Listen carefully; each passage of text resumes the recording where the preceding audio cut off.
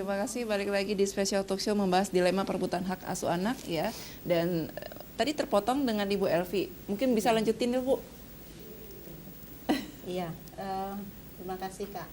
Jadi kaitannya kalau sudah di tingkat kepolisian, Betul. nah kita tetap lakukan namanya upaya-upaya mediasi. Tetap kita lakukan upaya mediasi, namun keputusan adalah di kedua belah pihak. Nah kalau memang mediasi itu tidak berhasil kita lakukan, kita tetap lanjutkan sampai ke jaksa penuntut umum. Jaksa penuntut umum. Tapi Baik. kalau memang di tingkat penyidikan itu sudah kesepakatan bersama itu terjadi, nah kita buat yang namanya berita acara mediasi, ya, berita acara mediasi kita buat kesepakatan apa yang tadi disepakati kita isi bunyi pasal-pasalnya apa yang disepakati, dan kemudian itu di bawahnya tetap apabila hasil kesepakatan ini tidak diindahkan, nah para pihak bisa juga melaporkan kembali nanti. Kalau kasus ini misalnya sudah kita tutup, sudah kita hentikan, dan kemudian mau dilaporkan kembali bahwa beberapa pasal tidak diindahkan, nah kita lanjutkan kasusnya. Nah seperti itu Kak. Nah, sama sih tadi saya pengen naik ke Ibu Amrina, tapi ke Ibu Elvi masih nih. Ya. Tadi cerita sedikit ada kasus yang paling heboh yang bahkan ini sampai eksekusinya pakai senjata tajam. Ini cerita seperti apa sih Bu Elvi? Mungkin nanti Bu Amrina boleh tambahkan ya Bu ya. Iya. Seperti ini sebenarnya Kak. Berat ya Kak. Dari bilang Bu Amrina tadi berat kami khusus seorang pendamping yang pada saat kami datang ke TKP atau ke tempat kejadian, tempat anak, di mana permasalahan ini juga sebenarnya hak asuhnya jatuh ke ibu, nah, tapi ditahan oleh si bapaknya, tidak diizinkan. Jadi kita datang ke sana dengan maksud baik-baik, nggak ada dengan maksud yang membuat kekacauan dan sebagainya. Ternyata sedang dilakukan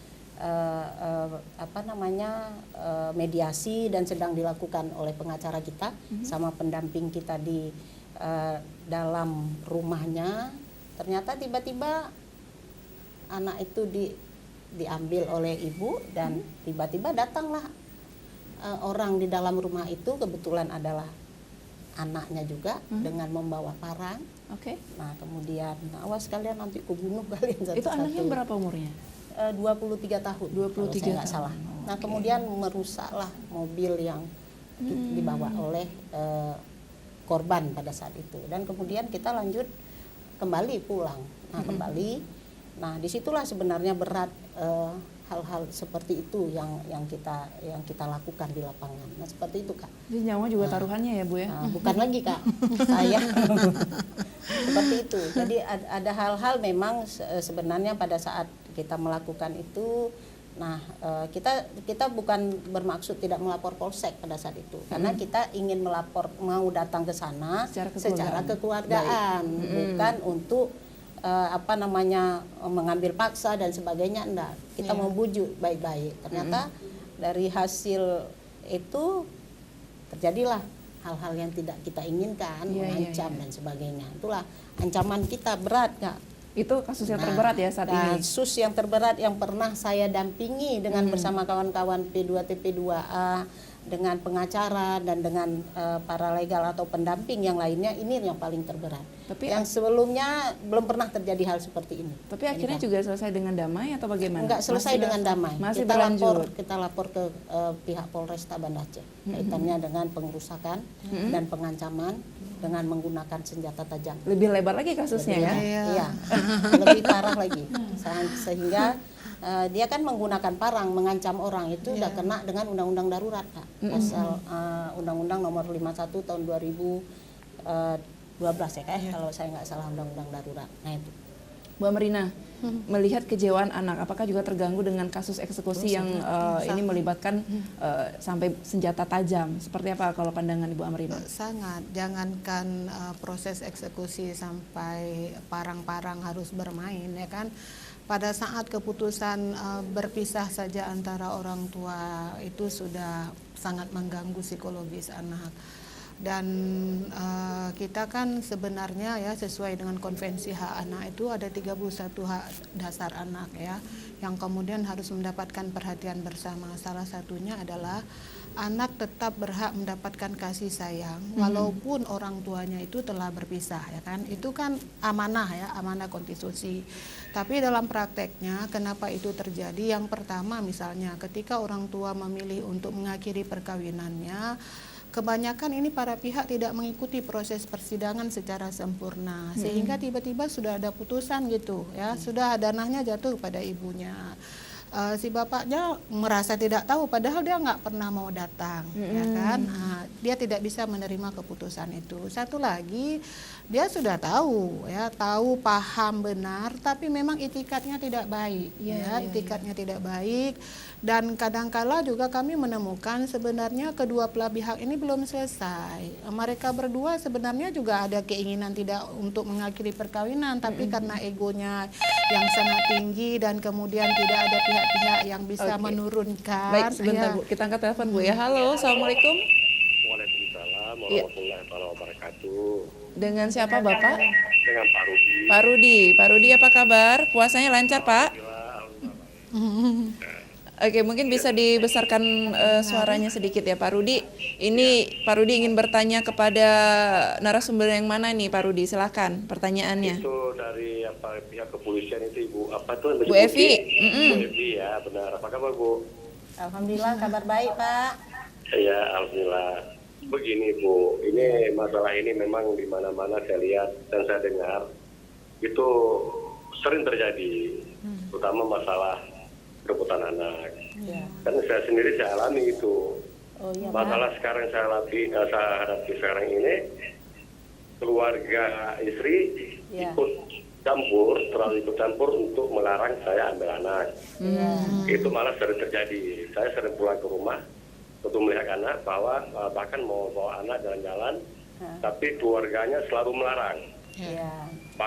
Bahkan ada pelemparan, saya pernah dilempar dengan batu bata untuk saya pergi biar nggak sambil anak. Itu gimana menurut Ibu? Mana saya harus hadapi itu? Oke. Terima kasih banyak Bu. Sama-sama, terima kasih banyak Pak Rudi. Ini punya dilema juga jadinya kan. Kasus-kasus yang seperti ini sebenarnya bisa diselesaikan dengan secara kekeluargaan, tapi ada hal-hal yang mengingat bahwasanya kayaknya masih ada dendam pribadi mungkin ya. Ini gimana Bu Evi? Pak Rudi bertanya, bagaimana ini untuk melihat anaknya udah susah gitu, bahkan dilempar batu bata malah. Ya, terima kasih Pak Rudi. Jadi karena saya polisi Pak, pasti saya menyampaikan Bapak bisa lapor ke pihak kepolisian. Jika keberatan. Bisa Bapak lapor ke pihak kepolisian, nanti kita bisa melakukan upaya-upaya mediasi misalnya. Dan juga Bapak bisa lapor ke P2TP2A. Nah, kita bekerja sama dengan P2TP2A dan kita bisa melakukan pendampingan bersama-sama dalam hal menangani kasus yang Bapak alami. Jadi Bapak boleh datang ke Polda Pak, koordinasi dengan kita atau konseling dulu dengan kita. Nah, nanti bisa kita buat laporan polisi. Nah, jadi memang selama ini Pak seperti itu kasus-kasus ya Kak ya, kasus-kasus yang berkaitan dengan hak asuh anak pasti ada pelibatan orang di belakang-belakangnya. Nah, seperti itu. Memang kayak Bu Amrina bilang tadi belum selesai. Mereka berdua belum selesai. Padahal sebenarnya masih saling cinta nih, ya kan?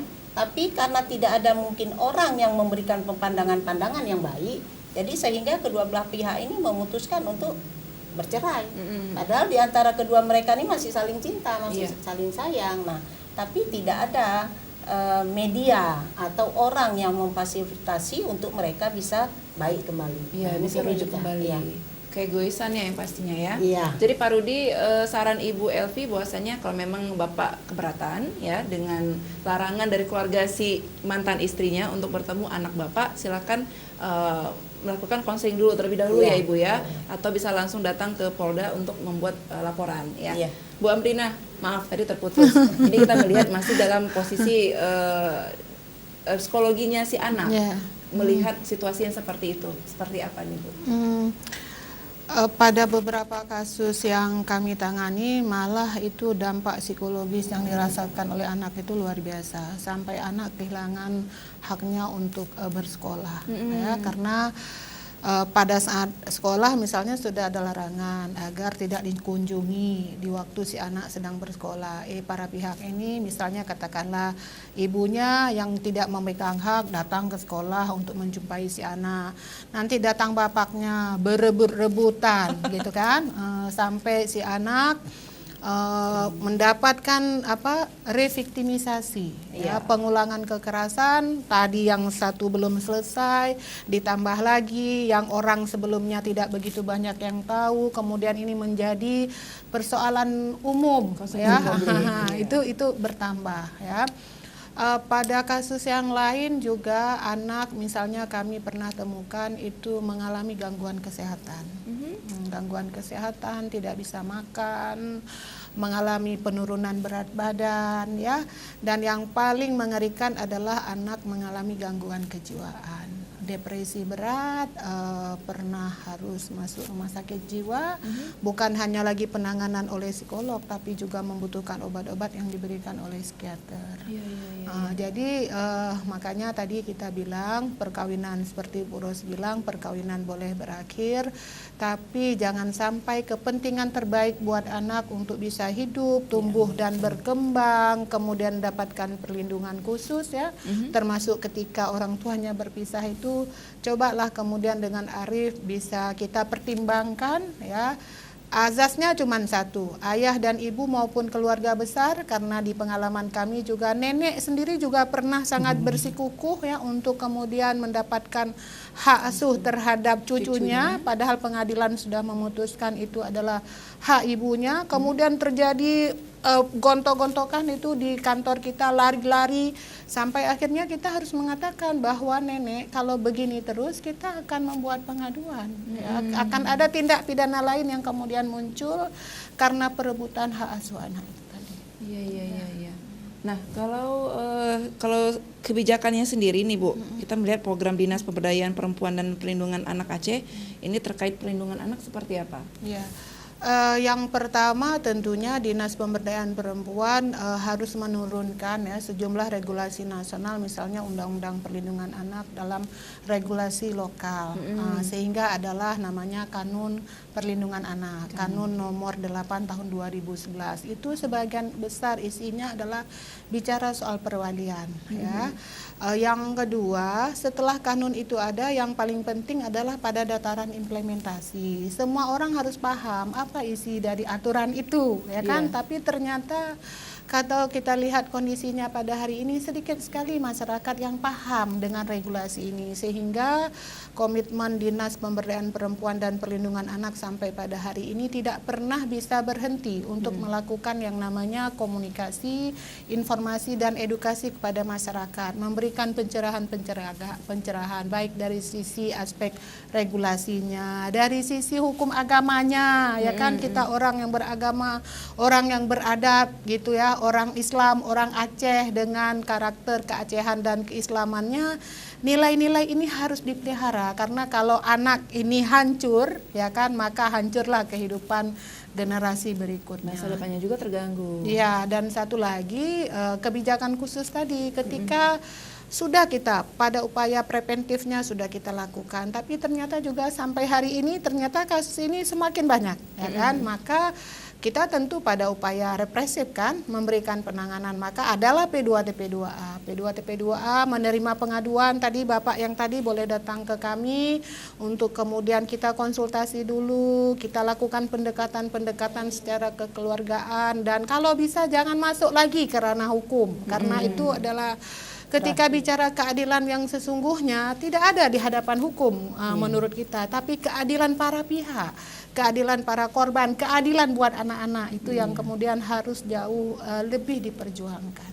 Ada pengaduan nggak sih dari anak-anak yang dulunya diasuh oleh ibu misalkan, kemudian 5 tahun ke depannya dia ingin ikut bapaknya, ada pengaduan khusus nggak? Tidak ada pengaduan khusus, tapi rentetan dari kasus perebutan hak asuh dalam proses penanganan ternyata karena waktunya sangat panjang, itu hampir 2 tahun ya Bu Evi ya, karena ini juga masuk ke dataran aparat penegak hukum, sampai proses hukum sidangnya saja sampai 12 kali, dan ternyata dalam proses ini usia anak lebih dari 12 tahun. Jadi pada saat berkonflik itu usianya sekitar 10 tahun, itu hadanahnya ada pada ibunya, kemudian ayahnya kemudian hadanahnya jatuh kepada ayahnya, tapi kemudian ibunya pada suatu ketika mengambil si anak, dan kemudian tertutuplah berbagai kepentingan terbaik buat anak. Terjadi proses hukum, mediasi berulang itu gagal, anak sampai usia 12 tahun dan kemudian dia memilih. Kemudian dia memilih, dan ternyata pilihan anak pilihan yang sangat bijak, yang kemudian waktu 2 tahun ini menjadi sangat tidak berarti. Kenapa? Anak bisa mempertemukan kembali komunikasi yang baik antara orang tuanya, antara ayah dan ibunya, walaupun ayahnya sudah punya keluarga yang lain. Itu adalah satu pendekatan yang juga saya pikir sangat luar biasa. Ternyata anak ketika memang dia dihargai, didengarkan pendapatnya, kadang-kadang bisa mengabaikan proses hukum dan keputusannya jauh lebih baik. Barusan Mbak Melinda cerita nih saya jadi sedih nih. Ya pemirsa, mungkin Anda juga ingin seperti Pak Rudi yang bertanya, punya masalah, punya kasus juga, ataupun punya pengalaman, boleh sharing sama kita. Boleh juga yang ingin bertanya silakan di nomor telepon 0852 12 50 5398 ya. Kita akan buka sampai nanti di segmen terakhir. Pertanyaan silakan ditelepon ke Ibu Rosma. Ibu Rosma, ada ketika anak jatuh ke haknya kepada si ibu, kemudian tidak gimana Ibu? Tidak diberikan akses kepada Betul. Nah, kemudian lagi ketika si ibu tidak perhatian dan juga si ayah tidak perhatian, sehingga anak ini telantar. Nah, ini bagaimana nasib si anak telantar ini? Kita tahan dulu Ibu ya. Ya pemirsa, kami akan segera kembali tetap di Special Talk Show di ACTV.